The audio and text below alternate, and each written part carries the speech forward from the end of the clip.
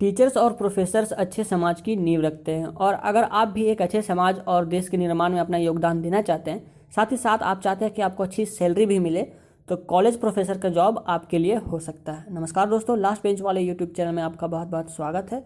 तो अगर आपको भी कॉलेज प्रोफेसर बनने के बारे में जानकारी चाहिए तो ये वीडियो आपके लिए है। इस वीडियो में हम बात करने जा रहे हैं कि कॉलेज प्रोफेसर बनने के लिए एलिजिबिलिटी क्या चाहिए, एजुकेशन क्वालिफिकेशंस क्या चाहिए, कौन कौन से एग्ज़ाम पास करना पड़ता है, आपके अंदर कौन कौन सी क्वालिटीज़ होनी चाहिए, और आपका प्रमोशन कैसे कैसे हो सकता है, और लास्ट में बात करेंगे कि इसकी सैलरी कितनी होती है, और भी बहुत सारे एस्पेक्ट पे हम बात करेंगे। तो इस वीडियो में मेरे साथ बने रहिए और आपके सारे सवालों के जवाब एक एक करके मिल जाएंगे। सबसे पहले हम बात करते हैं एलिजिबिलिटी की, और उसमें बात करते हैं एजुकेशन क्वालिफिकेशन की। तो कम से कम आप MA पास होने चाहिए, आपके पास मास्टर की डिग्री होनी चाहिए। जिस भी सब्जेक्ट में आपको टीचिंग करनी है, जिस सब्जेक्ट में आपको पढ़ाना है, उस सब्जेक्ट की मास्टर्स की डिग्री आपके पास होनी चाहिए। चाहे वो आप MEd किए हों या फिर आप MA किए हों या फिर MTech किए हों, आपके पास मास्टर की डिग्री होनी चाहिए। बात करें अगर मिनिमम मार्क्स की, तो आपको 55% होने चाहिए अगर आप जनरल में आते हैं। अगर आप SC ST OBC या फिजिकली हैंडीकैप्ड में आते हैं तो आपको 50% कम से कम मार्क्स होने चाहिए। और बात करते हैं अगर एज लिमिट की, तो यहाँ पर कोई भी अपर एज की लिमिट नहीं होती। ये अच्छी बात होती है प्रोफेसर के करियर में कि यहाँ पे आपको कोई भी अपर एज लिमिट नहीं होती। आप कभी भी अप्लाई कर सकते हैं अगर आप MA किए हुए हैं तो, यानी कि मास्टर्स की डिग्री आपके पास है तो। अब बात करेंगे कि कौन सा एग्जाम हमको पास करना पड़ता है। तो इस लिस्ट में सबसे पहला जो नाम आता है उसको बोलते हैं नेट, जिसका फुल फॉर्म होता है नेशनल एलिजिबिलिटी टेस्ट, जिसे UGC नेट एग्ज़ाम भी बोला जाता है। वो आपको क्लियर करना होता है।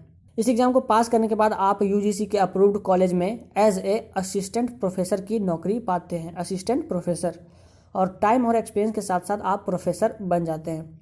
और दूसरा इंपॉर्टेंट एग्जाम है जिसको बोलते हैं स्लेट, इसका फुल फॉर्म होता है स्टेट लेवल एलिजिबिलिटी टेस्ट।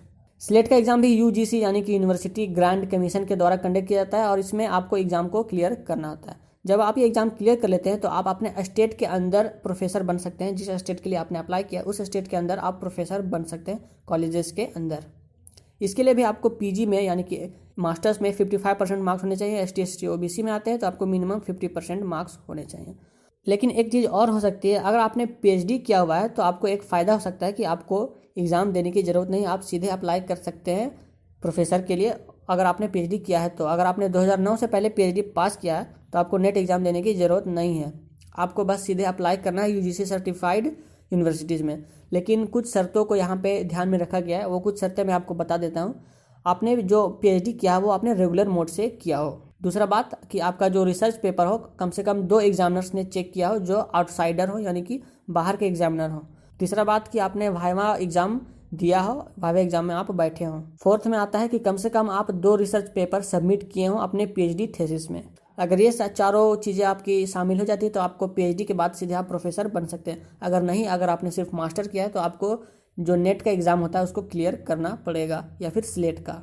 अब हम बात करते हैं कि क्या क्या स्किल्स आपके अंदर होने चाहिए और आपका प्रमोशन कैसे हो सकता है प्रोफेसर से लेके वाइस चांसलर तक, VC तक। सबसे पहली क्वालिटी आपके अंदर होनी चाहिए कि आपके अंदर टीचिंग का पैशन होना चाहिए। आपको मज़ा आना चाहिए टीचिंग में, आपको लोगों को बताने में मज़ा आना चाहिए, आपको अपना नॉलेज शेयर करने में मज़ा आना चाहिए। इससे आप एक अच्छे टीचर बन जाते हैं।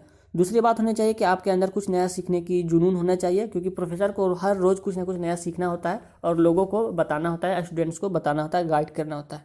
तीसरा और सबसे इंपॉर्टेंट क्वालिटी वो होना चाहिए कि आपके अंदर कॉम्प्लेक्स चीज़ों को सिंपल तरीके से बताने की एबिलिटी होनी चाहिए, क्योंकि जब पढ़ाई की जाती है तो उसमें काफ़ी सारी चीज़ें कॉम्प्लेक्स हो जाती है। लेकिन स्टूडेंट्स को अगर आप अच्छे तरीके से बता देते हैं सिंप्लीफाइड करके, तो आप एक अच्छे टीचर बन जाते हैं, आप और टीचर्स से काफ़ी अलग हो जाते हैं। तो ये थी कुछ टीचर्स की क्वालिटीज अगर आपके अंदर होनी चाहिए अगर आपको अच्छा टीचर बनना है तो। अब हम बात करते हैं कि टीचर्स का प्रमोशंस क्या होता है अगर आप असिस्टेंट प्रोफेसर बन जाते हैं एग्ज़ाम क्लियर करके। तो सबसे पहले आप असिस्टेंट प्रोफेसर से बनते हैं, उसके बाद बनते हैं आप प्रोफेसर। प्रोफेसर के बाद आता है सीनियर प्रोफेसर, और सीनियर प्रोफेसर के बाद आता है प्रोफेसर ऑफ एमिनेंस। उसके बाद आपका आता है डीन या डायरेक्टर। डीन डायरेक्टर के बाद आता है pro vice chancellor. Pro vice chancellor के बाद आता है वाइस चांसलर, और वाइस चांसलर के बाद आता है चांसलर। तो आप यहाँ तक ग्रो कर सकते हैं अगर आपने अच्छे तरीके से काम किया अपने फील्ड में। यही भी हमारी करियर स्कोप की बात। अब हम बात करते हैं कि सैलरी कितनी होती है एक प्रोफेसर की।